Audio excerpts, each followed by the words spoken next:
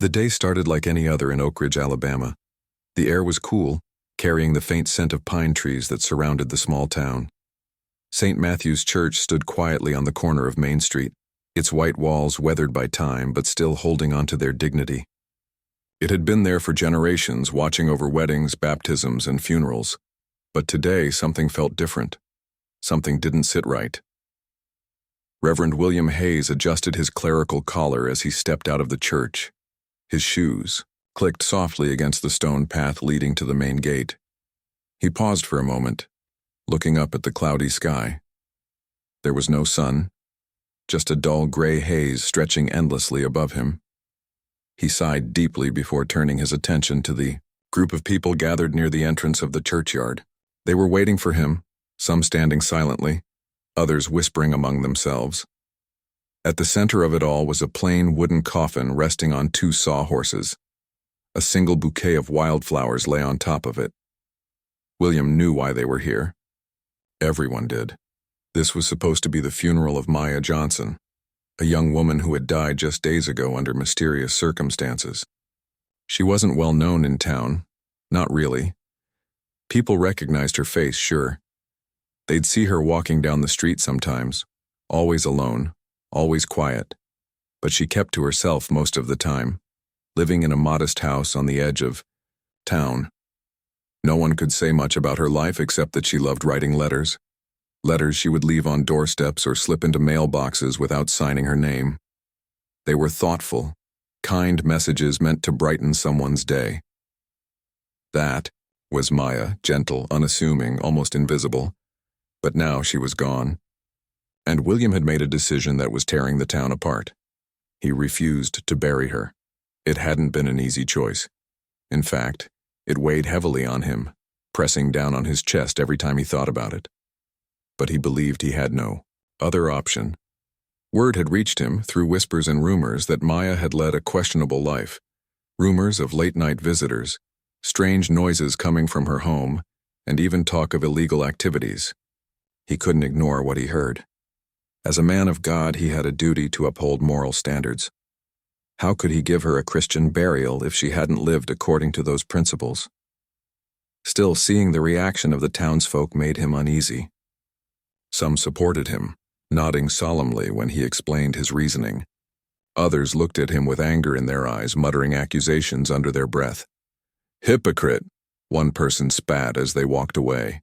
"Shameful," another said louder, loud enough for everyone to hear. Among the crowd, Rachel Monroe stood with her arms crossed tightly over her chest.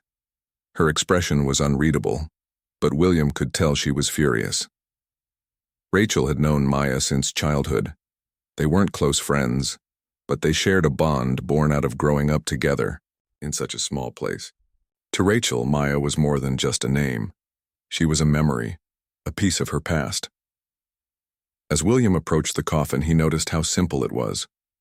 There were no elaborate carvings or gold accents like you'd find in wealthier families' burials. Just plain wood, polished smooth but otherwise unremarkable. It suited Maya, he thought bitterly.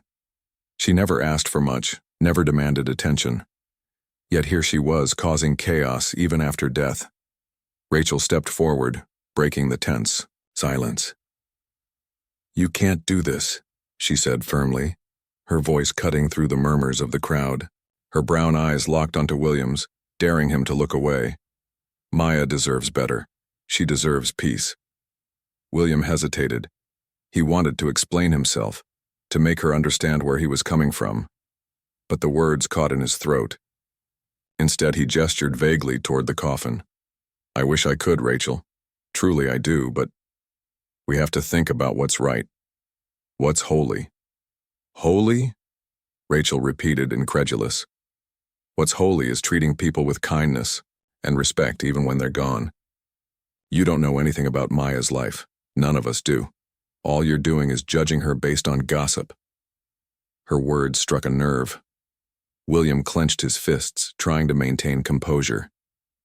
"Gossip doesn't come out of nowhere," he countered. "There's truth behind it. If I bury her, I'm condoning whatever lifestyle she chose. I can't do that. Not in good conscience." Rachel shook her head, visibly frustrated. This isn't about your conscience.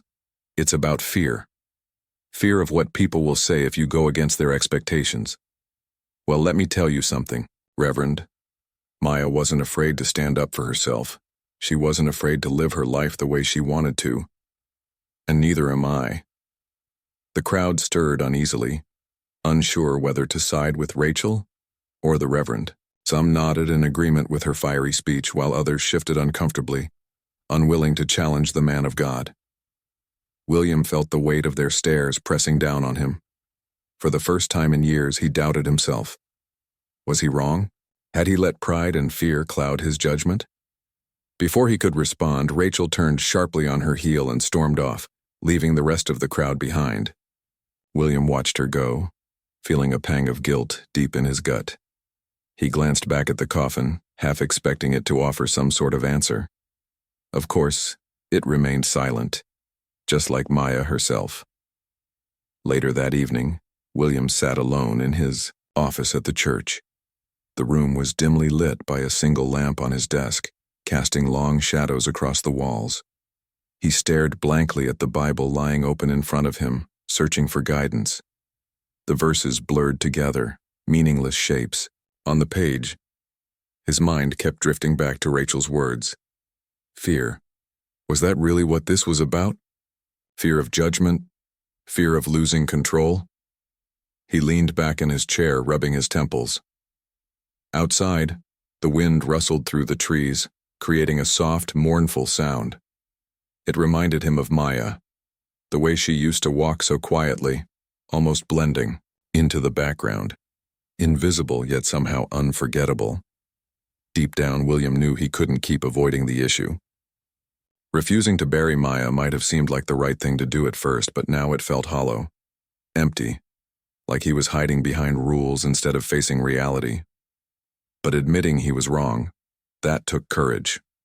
Courage he wasn't sure he had. Little did he know, the truth about Maya's life was far more complicated and far more important than anyone could have imagined. And it was only a matter of time before it came to light.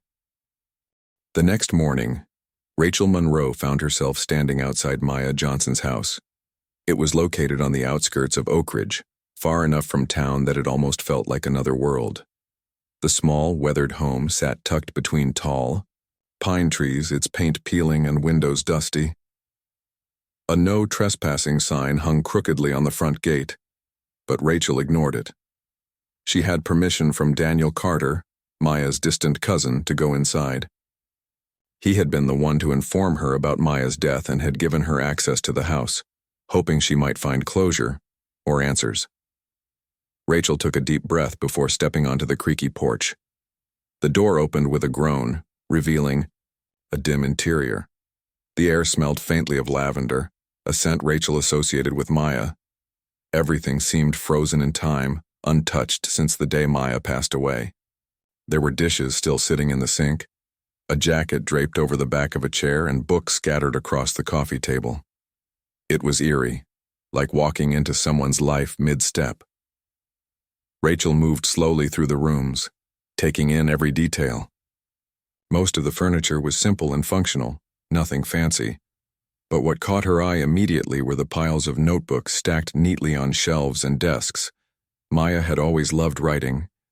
Even as kids, she would carry around a little notebook jotting down thoughts or sketches. Now it seemed her habit had grown into something much bigger. Rachel picked up one of the notebooks and flipped it open. Inside were pages filled with Maya's neat handwriting, poems, reflections, and snippets of conversations she'd overheard. Some entries were dated years ago, while others were more recent. As Rachel skimmed through them, she noticed recurring themes: loneliness, resilience, and an unshakable belief in justice. One passage stood out. Sometimes I feel like I'm shouting into the void. No one hears me, no one sees me. But maybe someday my voice will matter. Maybe someday the truth will come out. Her heart sank as she read those words. They felt heavy, burdened by a weight Rachel couldn't fully understand yet. She set the notebook aside and continued searching. After a few minutes, she spotted something unusual: a sealed envelope resting on top of a stack of papers near the window. Unlike the other items in the room, this envelope looked deliberate, carefully placed where it wouldn't be missed. Curious, Rachel picked it up and examined it. There was no name written on the front, only the phrase, "To whoever finds this." Her pulse quickened as she carefully opened it. Inside was a single sheet of paper, folded neatly. When she unfolded it, she saw Maya's familiar handwriting filling the page. The letter began with a heartfelt apology. Maya explained how she knew people often misunderstood her. She admitted to keeping secrets, not because she wanted to deceive anyone, but because she feared what might happen if the truth came out. Then toward the end, she wrote something that sent chills down Rachel's spine. "If you want to know the truth, follow the trail I left behind. Start at the old cemetery outside of town. Look for the grave marked Hope. You'll find your next clue there." Rachel read the letter twice, trying to make sense of it. What kind of trail was Maya talking about? And why had she gone to such lengths to hide whatever it was she wanted people to find? More importantly, could this truth have anything to do with Reverend Hayes's refusal to bury her? Determined to get answers, Rachel decided she couldn't do this alone. She needed help, someone who could piece together clues and ask the right questions. That's when she thought of Ethan Brooks, a local journalist known for his investigative skills. Though he wasn't exactly popular in Oak Ridge, he had a reputation for stirring up trouble. Rachel trusted him to take things seriously. She called Ethan later that afternoon, explaining everything she had discovered so far. At first, he sounded skeptical. "You think Maya left some kind of scavenger hunt behind?" he asked, his tone doubtful. But when Rachel mentioned the letter and the cryptic instructions, his interest piqued. By the time they hung up, he agreed to meet her at Maya's house the following day. When Ethan arrived, he brought along his notepad and a camera. He listened intently as Rachel recounted her findings, occasionally jotting down notes. Together, they spent hours going through Maya's belongings, looking for anything else that might point them in the right direction. While Rachel focused on the notebooks, Ethan sifted through old documents and photographs. One photo in particular caught his attention, a group of people standing in front of St. Matthew's Church, taken decades earlier. Among them was a younger version of Reverend Hayes standing beside a man Rachel didn't recognize. "This could mean something," Ethan said, holding up the picture. "Who's this guy next to Hayes?" Rachel shrugged. "I don't know, but if he's connected to the church, maybe he's part of whatever Maya was investigating." By the time evening rolled around, they had gathered enough information to feel confident about their next step, visiting the old cemetery outside of town. According to Maya's letter, that's where the trail began. As they packed up and prepared to leave, Rachel felt a mix of emotions: hope, fear, and determination all swirling together. Whatever Maya had hidden, it was clearly important. Important enough to risk her life for. As they drove away from the house, Rachel glanced back at it one last time. Through the rearview mirror, she could see the silhouette of the small, lonely structure fading into the distance. For the first time, she allowed herself to wonder, who was Maya Johnson really?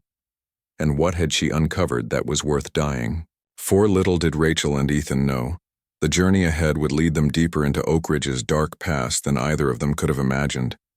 But they were ready, or so they thought, to face whatever truths lay buried beneath the surface.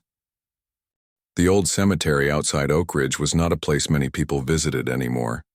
It lay forgotten at the edge of town, hidden behind thickets of brambles and gnarled trees. The iron gate that marked the entrance hung crookedly on rusted hinges, its once grand arch now barely legible. As Rachel and Ethan stepped inside, they were greeted by an unsettling stillness. The air felt heavy, as if the weight of decades of neglect pressed down on them. Rachel tightened her grip on the flashlight, its beam cutting through the mist that clung to the ground like a ghostly veil. She glanced at Ethan, who carried a small shovel slung over his shoulder. Neither of them spoke as they made their way deeper into the graveyard. The silence around them was broken only by the crunch of leaves underfoot and the occasional creak of branches swaying in the breeze. They followed Maya's instructions carefully, searching for the grave marked Hope. It didn't take long to find it, a modest headstone leaning precariously to one side, swallowed by weeds and time. The inscription was simple: "Here lies hope, buried too soon." Beneath it, someone had carved a small arrow pointing downward, almost imperceptible unless you were looking closely. "This must be it," Rachel whispered, kneeling beside the marker. Her hands trembled slightly as she brushed away dirt and moss, revealing more of the faded letters. She traced the words with her fingers, feeling a strange mix of sadness and determination. "What do you think? Should we dig?" Ethan nodded, already positioning himself next to her. "If Maya left something here, it's probably underground. Let's see what we can find." Using the shovel, Ethan began digging cautiously around the base of the headstone. The soil was soft and damp, making the task easier than expected. After a few minutes, the tip of the shovel struck something solid. Both Rachel and Ethan froze, exchanging wary glances. Carefully, Ethan cleared away the remaining dirt until a small wooden box emerged from the earth. The box was plain but sturdy, its surface scratched and weathered from years underground. Rachel reached out hesitantly, brushing off the last bits of soil before opening it. Inside was another envelope, identical to the one she had found in Maya's house. This one also bore the same phrase, "To whoever finds this." Rachel's heart raced as she opened the envelope and pulled out the letter inside. Like the first, it was written in Maya's neat handwriting. But this time, the tone was darker, more urgent. "If you've made it this far, you're closer to the truth than most will ever get. What I'm about to share isn't easy to read, and it may change how you see our town forever. Decades ago, experiments were conducted here. Experiments that harmed innocent people. Many died, their stories erased from history. I've spent years gathering evidence, piecing together fragments of documents and testimonies. If you want to know more, go to the church archives. Look for the file labeled Project Redemption. Be careful. Some secrets are dangerous to uncover." Rachel read the letter aloud, her voice trembling slightly. When she finished, she looked up at Ethan, who was frowning deeply. "Experiments?" he murmured, shaking his head. "What kind of experiments?" "I don't know," Rachel admitted, clutching the letter tightly. "But whatever they were, they sound bad. Really bad. And if Maya thought they were worth risking her life for, then we need to keep going." Ethan nodded slowly, though his expression remained grim. "We should head to the church tomorrow, but Rachel—" He paused, meeting her gaze. "This could get dangerous. Whoever buried these secrets doesn't want them coming to light. Are you sure you're ready for this?" Rachel didn't hesitate. "Yes, for Maya. Whatever happened to her, it wasn't random. Someone silenced her because of what she knew. If we stop now, her death means nothing." With that, they packed up their things and left the cemetery, the weight of Maya's words sinking in as they drove back to town. Neither of them spoke much during the ride, each lost in their own thoughts. The pieces of the puzzle were starting to come together, but the bigger picture still eluded them. The next morning, Rachel and Ethan arrived at St. Matthew's Church early, hoping to avoid drawing attention. They slipped inside quietly, heading straight for the small room that housed the church archives. It was a cramped space filled with dusty shelves stacked high with boxes, binders, and old records. The air smelled faintly of mildew and cobwebs, hung in the corners. "Where do we even start?" Rachel asked, scanning the rows of boxes. Ethan pointed to a label on one of the shelves. Maya said to look for Project Redemption. Let's check the files chronologically. Something this big would likely date back decades. For hours, they sifted through yellowed papers, brittle photographs, and crumbling ledgers. Just when frustration began to set in, Ethan let out a low whistle. "Found it," he said, pulling out a thick folder marked with the words, Project Redemption, Confidential. Inside were documents detailing experiments conducted in Oak Ridge during the 1960s and 70s. The language was clinical and detached, referring to the subjects as participants rather than human beings. According to the files, the experiments involved testing chemicals on marginalized communities, primarily poor families and people of color, without their knowledge or consent. Many suffered severe health issues as a result, and some died. The project was eventually shut down due to public outcry, but the records were buried along with the victims' stories.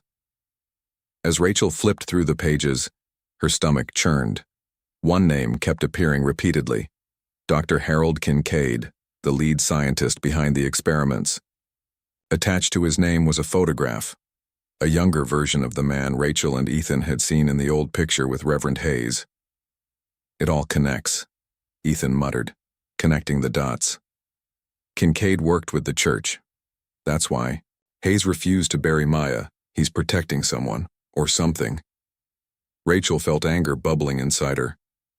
So Maya stumbled onto this, and they silenced her. That's why she wrote those letters, to make sure someone would find the truth after she was gone. Before they could discuss it further, footsteps echoed down the hallway outside the archive room. Rachel quickly stuffed the folder into her bag, her heart pounding. She and Ethan exchanged panicked looks before slipping out the back door, narrowly avoiding whoever was approaching. Back in Rachel's car, they sat in stunned silence, the gravity of what they had uncovered settling over them. The truth was far worse than either of them had imagined. Now they faced a choice: expose the secrets and risk everything, or walk away and let history repeat itself. Rachel gripped the steering wheel tightly, her knuckles white. "We have to tell everyone," she said finally, her voice steady despite the fear coursing through her veins. "Maya gave her life for this. We owe it to her and to everyone who suffered, to make sure the world knows what happened here." Ethan nodded, though his expression remained troubled. "Then we'd better prepare ourselves, because once this comes out, there's no turning back." With that, they drove off, carrying the weight of Oak Ridge's dark past, and the hope that exposing it might finally bring justice to those who had been silenced for too long. Rachel didn't waste any time. The very next day, she marched into Reverend Hayes's office at St. Matthew's Church, Ethan close behind her. She carried the folder they had found in the church archives, along with copies of Maya's letters. Her heart was pounding, but she refused to let fear take over. This wasn't just about Maya anymore. It was about justice for everyone who had been hurt or silenced by the secrets buried beneath Oak Ridge. Hayes looked up from his desk when they entered, startled by their sudden appearance.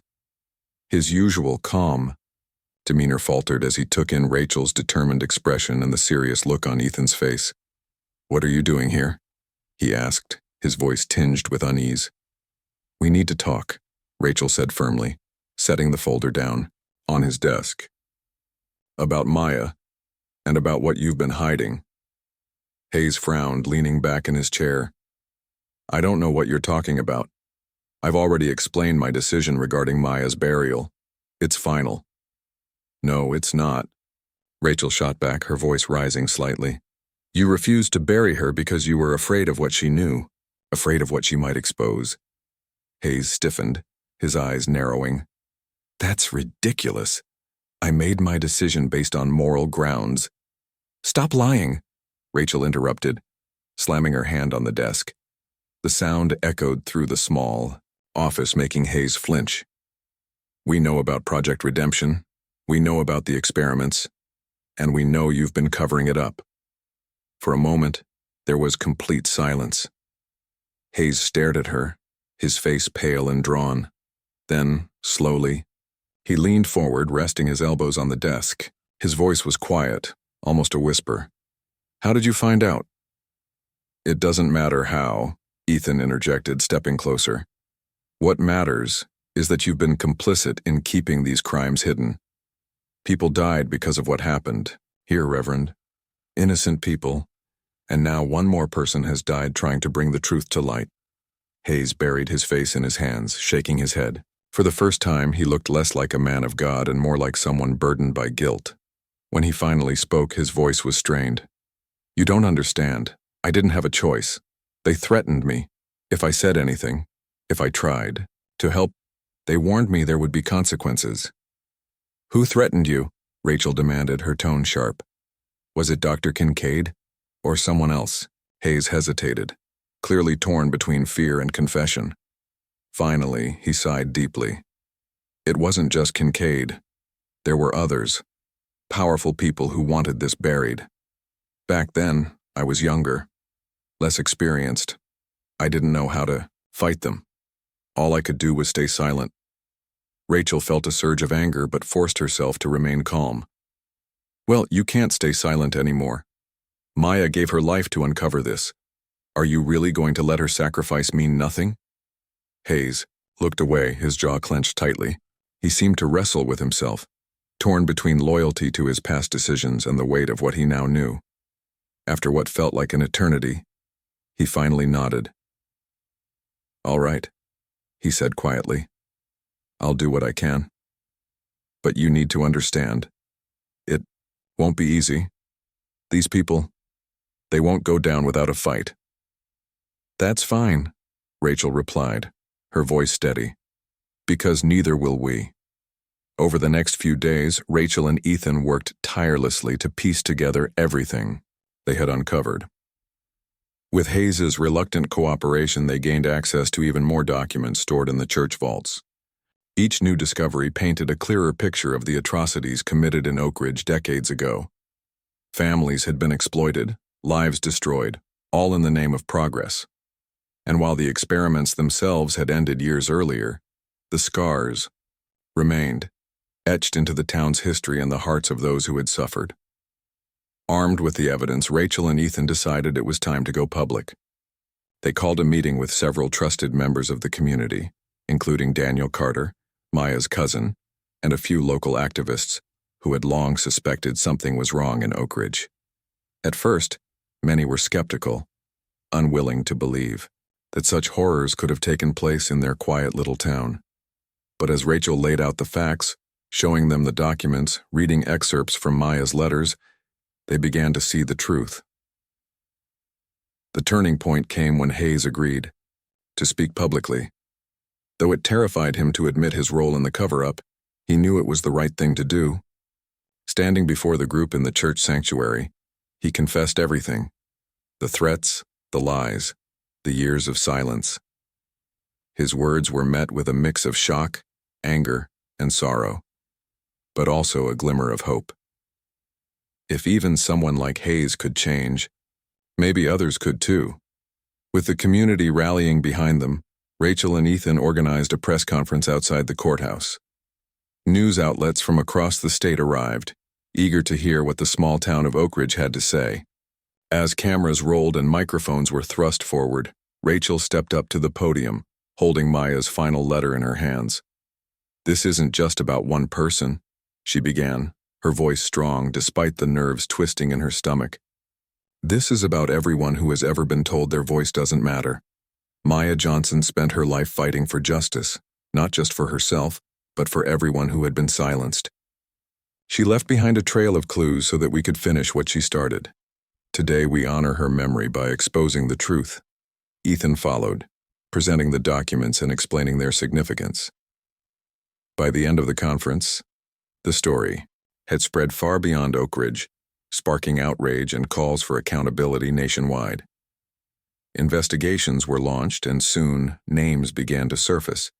Names of those involved in the experiments, as well as those who had helped cover them. As the dust settled, Rachel couldn't help but think about Maya. Would she have been proud of what they had accomplished? Probably. But Rachel knew Maya wouldn't have stopped here. Justice was only the beginning. Later that evening, Rachel returned to Maya's house. She walked through the empty rooms, feeling both sadness and gratitude wash over her. On the kitchen counter, she placed a single wildflower, the same kind that had adorned Maya's coffin. It was a small gesture, but it meant something. "Thank you," Rachel whispered, her voice breaking slightly. "We won't forget you." Outside, the wind rustled through the trees, carrying with it a sense of peace. For the first time in weeks, Rachel allowed herself to breathe deeply. The road ahead would still be difficult, but for now she felt a flicker of hope, a reminder that even in the darkest moments, the truth could shine through. The day of Maya's belated funeral arrived under a sky heavy with clouds, mirroring the weight of emotions carried by those who had come to pay their respects. The cemetery was filled with people from all walks of life, young and old, black and white, rich and poor.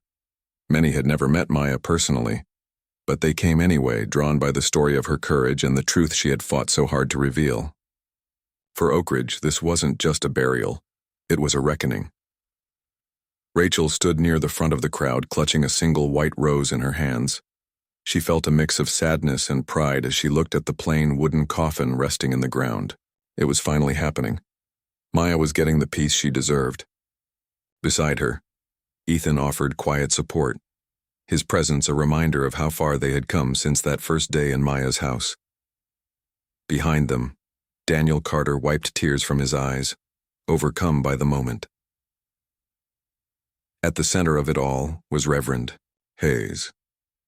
He stood beside the grave, dressed in his clerical robes, but there was something different about him today. Gone was the arrogance and defensiveness that had defined him before. Instead, he seemed humbled, almost fragile, as if carrying the weight of every wrong decision he had ever made. His voice trembled slightly as he began to speak. Today we gather not only to lay Maya Johnson to rest, but also to seek forgiveness. For ourselves, for our town, and for the injustices that have long gone unaddressed, he said, his tone somber yet sincere. I failed Maya. I failed all of you. When she needed compassion and understanding, I turned away because I was afraid. Afraid of the truth. Afraid of change.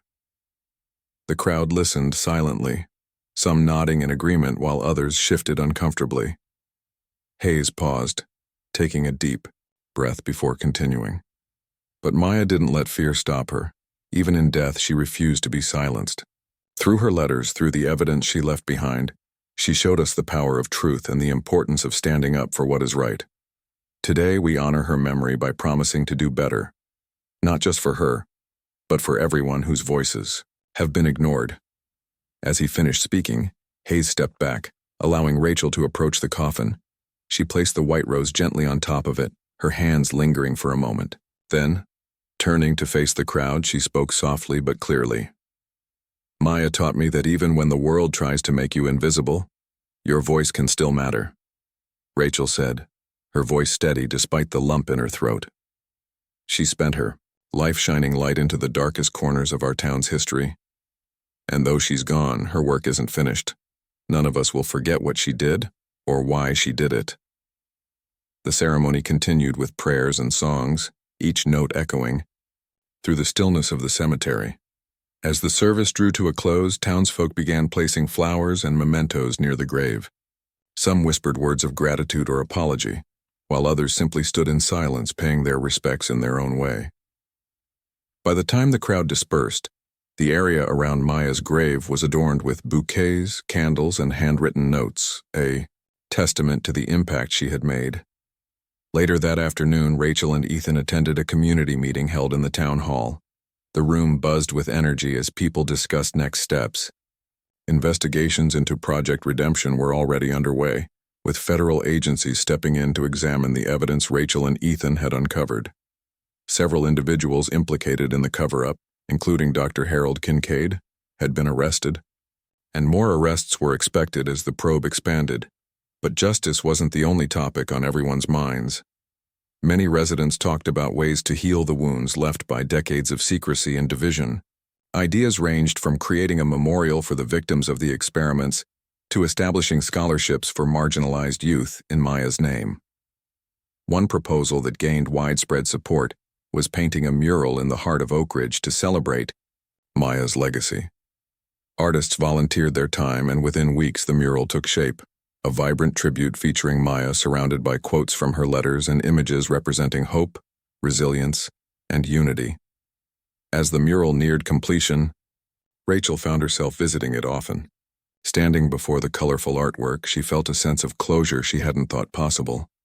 Maya's smiling face stared back at her, framed by words that seemed to leap off the wall. Even in darkness, there is always light. Rachel smiled faintly, tracing the letters with her fingers. You did it, Maya, she murmured. You made them see. Behind her, Ethan approached, holding 2 cups of coffee. It's looking good, he said, handing her one of the cups. People are really responding to it. They should, Rachel replied. This isn't just art, it's a promise. A promise to remember and to keep fighting for what's right. Ethan nodded, glancing at the mural. Do you think things will actually change, or will people forget once the news cycle moves on? I don't know, Rachel admitted. But I do know one thing. Maya gave us a chance to start over. Whether we take it or not is up to us. In the weeks that followed, Oakridge began to transform, not overnight, but gradually. Conversations that had once been avoided were now happening openly. Community groups formed to address issues of inequality and representation. Local schools incorporated lessons about Project Redemption into their curriculums, ensuring that future generations would learn from the past. While scars remained, there was a growing sense of hope, a belief that the town could rebuild itself on a foundation of honesty and accountability. For Rachel, the journey wasn't easy. There were days when grief threatened to overwhelm her, when the enormity of what Maya had sacrificed hit her like a wave. But she reminded herself of Maya's words. Maybe someday my voice will matter. And it did. Her voice mattered more than anyone could have imagined. One evening, as the sun dipped below the horizon, Rachel visited Maya's grave again. She knelt beside it, brushing away fallen leaves and straightening the bouquet someone had left earlier. The air was cool, carrying the faint scent of pine trees. She stayed there for a long time, letting the quiet soothe her soul. Finally, rising to her feet, Rachel whispered, "Rest now, Maya. We'll take it from here." With that, she turned and walked away, leaving behind the sound of rustling leaves and the promise of a brighter tomorrow. Months passed since Maya's funeral, and Oakridge slowly began to heal. The scars left by decades of secrecy and injustice wouldn't disappear overnight. But there was a new energy in the air, an energy born out of truth and accountability. People who had once avoided difficult conversations now embraced them, determined to ensure that history wouldn't repeat itself. The mural dedicated to Maya became a focal point for the town. Located on the side of an old building downtown, it served as both a memorial and a reminder of how far they'd come. Every day, people stopped to admire it, reading the words that flowed around Maya's portrait like rivers of hope. Some left flowers or notes at the base of the mural, while others simply stood quietly, reflecting on what her legacy meant to them. Rachel visited the mural often, finding comfort in its presence. It reminded her of Maya's quiet strength and unwavering belief in justice. On one particularly sunny afternoon, she stood before it with Ethan by her side. They watched as children played nearby, their laughter filling the air. For a moment, Rachel allowed herself to imagine what life might have been like if Maya were still here. She'd love this, Ethan said, nodding toward the mural. His voice was soft, almost reverent. Rachel smiled faintly. Yeah, she would. She always believed in bringing people together. Ethan glanced at her, his expression thoughtful. Do you think we've done enough, or is there more we should be doing? Rachel hesitated, considering the question. I don't know if we'll ever do enough, she admitted. But I think we're moving in the right direction.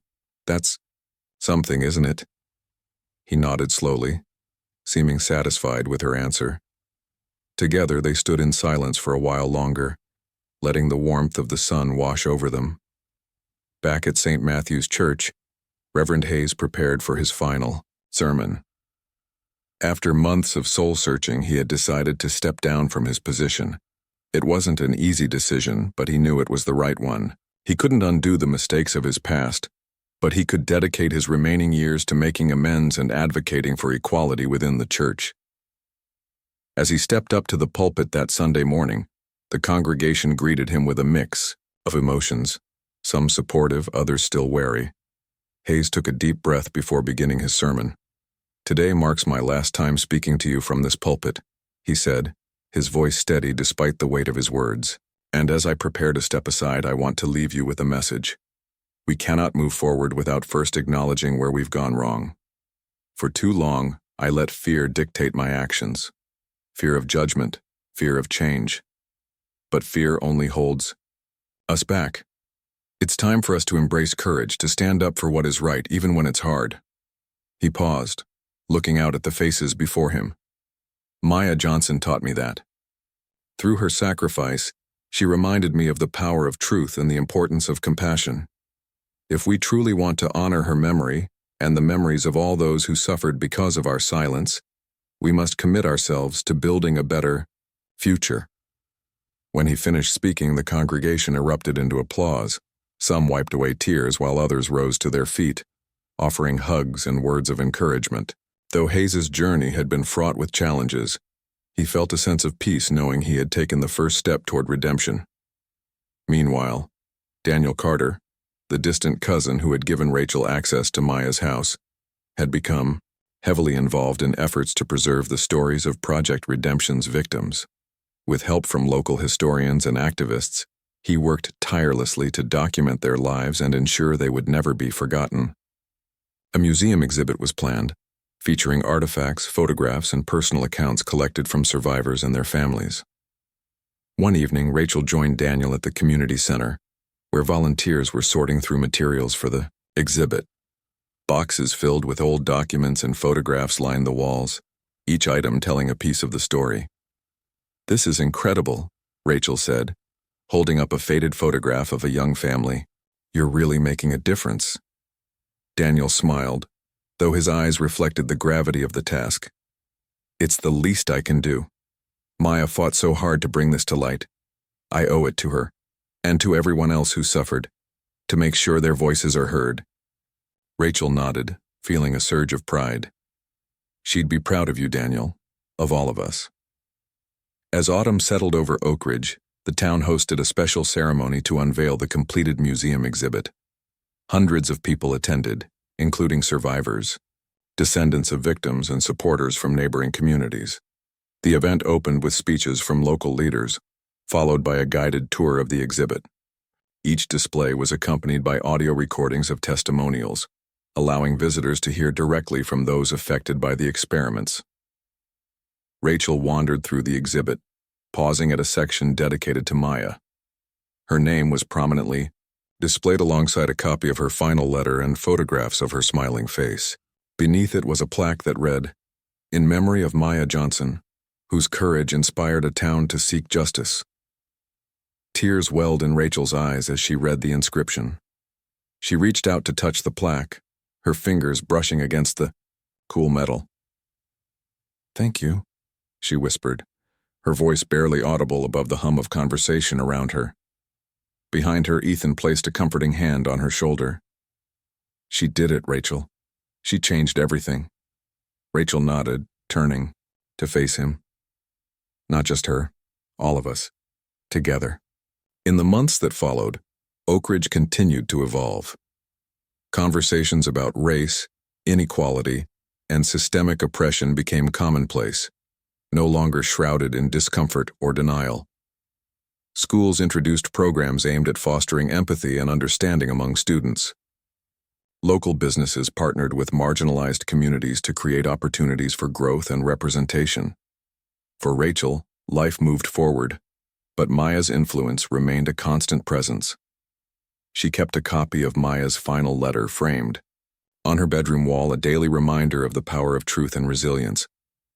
Whenever doubt crept in, she reread the words, "If you want to know the truth, follow the trail I left behind." On a crisp winter morning, Rachel returned to the cemetery where Maya was buried. Snow blanketed the ground, muffling the sounds of the world outside. She knelt beside the grave, brushing away flakes that had gathered on the headstone. Then, pulling a small notebook from her coat pocket, she began writing. "Dear Maya," she wrote, her pen gliding smoothly across the page. "Things are changing here. People are talking, listening, and learning. You showed us that even in the darkest times there's always light, and because of you, that light keeps growing." She paused, staring at the words before adding one final sentence. "Thank you for reminding me and all of us that our voices matter." With that, Rachel closed the notebook and tucked it back into her pocket. Rising to her feet, she took one last look at the grave before walking away. As she stepped onto the path leading out of the cemetery, she felt a sense of peace settle over her. A peace born not of forgetting, but of remembering. Maya's voice may have been silenced too soon, but her legacy lived on in every person she had inspired to speak up, to fight back, and to believe in the possibility of change. And in Oak Ridge, that legacy burned brighter than ever.